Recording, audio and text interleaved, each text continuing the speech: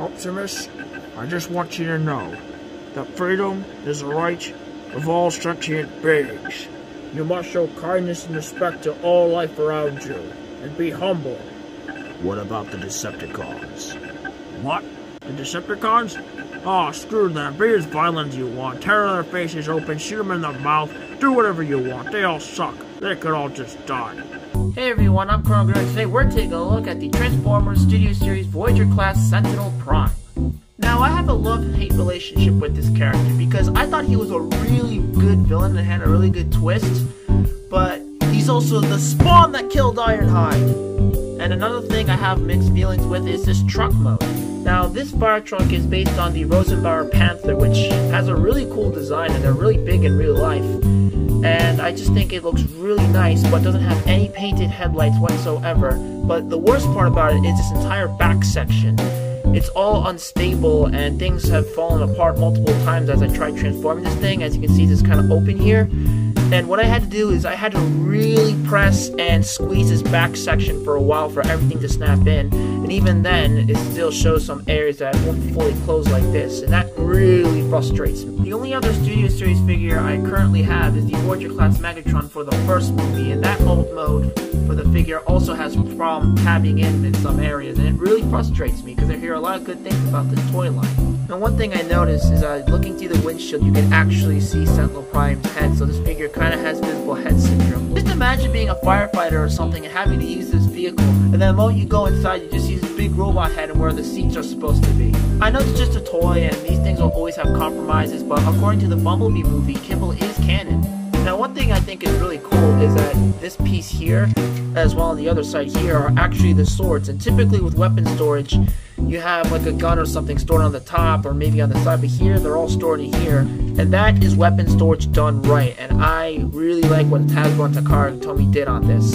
Now, this truck mode has a little feature where you can actually move this arm up and even bends, but that's mostly more for transformation. Unfortunately, it does not really swivel or anywhere, but it's still a nice little feature you can do nonetheless. Underneath the truck mode, the kibble isn't too bad.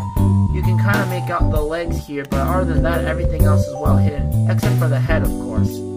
And for a quick size comparison, here it is next to the Deluxe Class Bumblebee from the Dark of the Moon line. And this is making me feel nostalgic because I remember wanting the Leader Class Sentinel Prime way back in the day, but I was never able to find it anywhere, but now I have a Sentinel Prime to go with this figure. Overall, this truck mode is alright, but you're gonna have a lot of patience when you go from robot to truck mode with this whole back section. But other than that, it's not too bad. Now let's get right down into transformation.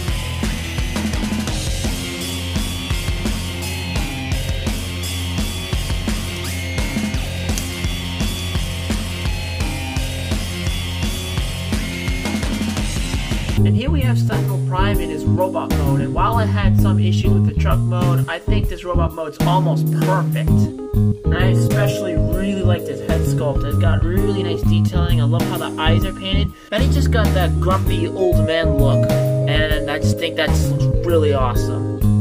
And while I do like the reds that are used on this figure, I feel like it's kind of lacking in the paint department. especially it's more obvious in the robot mode, but it appears to have this brownish gray as the majority is the main color. I just feel like they had more paint applications. That would be nice.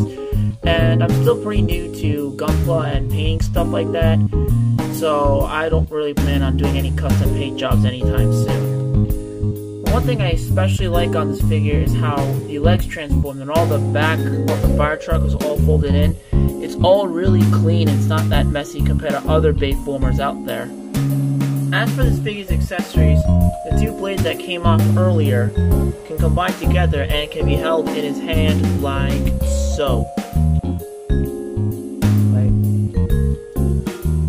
And then you get his double-bladed Primax blades. Unfortunately, this figure does not come with his signature shield, but hopefully a third-party company will fix that in the near future.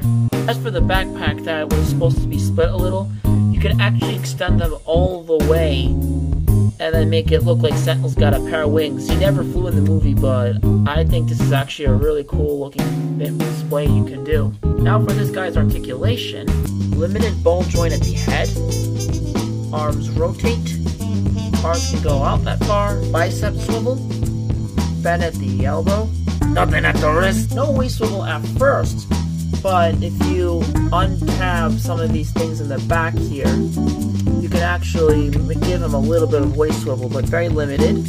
Rotation at the leg, bend at the knee, tight thigh swivel, and bend at the toe. Overall, the posability on this guy is decent, but it has a lot to be desired in certain areas. Once again, for size comparisons, here it is next to the Dark of the Moon Deluxe Class Bumblebee. So overall, I think this is actually a very nice figure. However, transforming the robot into truck mode can be really annoying, especially with the stuff in the back, but other than that, I think this is a very good figure. And if you enjoyed the video, please leave a like, comment, subscribe, and I'll see you on the flip side.